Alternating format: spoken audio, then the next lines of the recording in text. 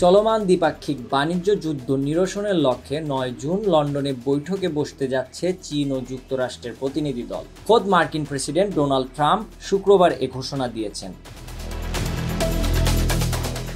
Trump তার সামাজিক যোগাযোগ মাধ্যম ট্রুথ সোশ্যালে দেওয়া এক বার্তায় বলেন, আমি আনন্দের সঙ্গে জানাচ্ছি যে মার্কিন অর্থমন্ত্রী স্কট বেসেন্ট, বাণিজ্যমন্ত্রী হাওয়ার্ড লাটনিক এবং বাণিজ্য প্রতিনিধি জ্যামিসন গ্লেয়ার সোমবার ৯ জুন লন্ডনের চীনে প্রতিনিধিদের সঙ্গে বাণিজ্য চুক্তি নিয়ে বৈঠক করবেন। বৈঠকটি খুবই ইতিবাচক হবে বলে আমি আশা করছি। এ ঘোষণার আগের দিন ট্রাম্প চীনের প্রেসিডেন্ট শি জিনপিংয়ের সঙ্গে ফোনে ১ ঘন্টা ৩০ মিনিট দীর্ঘ আলোচনায় অংশ নেন। ট্রাম্প এ বিষয়ে বলেন, এ আলাপ উভয় দেশের জন্যই খুবই ইতিবাচক ফলাফল এনেছে। এর আগে গত ১২ মে দুই দেশ একটি সমঝোতায় পৌঁছায়, যার আওতায় বেশিরভাগ শুল্ক ৯০ দিনের জন্য স্থগিত এবং পূর্বে আরোপিত কিছু শুল্ক কার্যরত প্রত্যাহার করা হয়।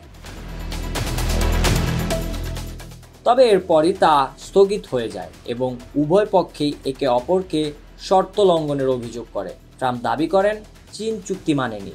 অন্যদিকে বেইজিং এই অভিযোগকে ভিত্তিহীন বলে প্রত্যাখ্যান করে এবং নিজের অর্থনৈতিক স্বার্থ রক্ষার শক্ত প্রতিক্রিয়ার হুঁশিয়ারি দেয়। এ অবস্থায় লন্ডন বৈঠকে দুই দেশের টানাপোড়েনের সমাধান কতটা সম্ভব তা নজর রাখার বিষয়।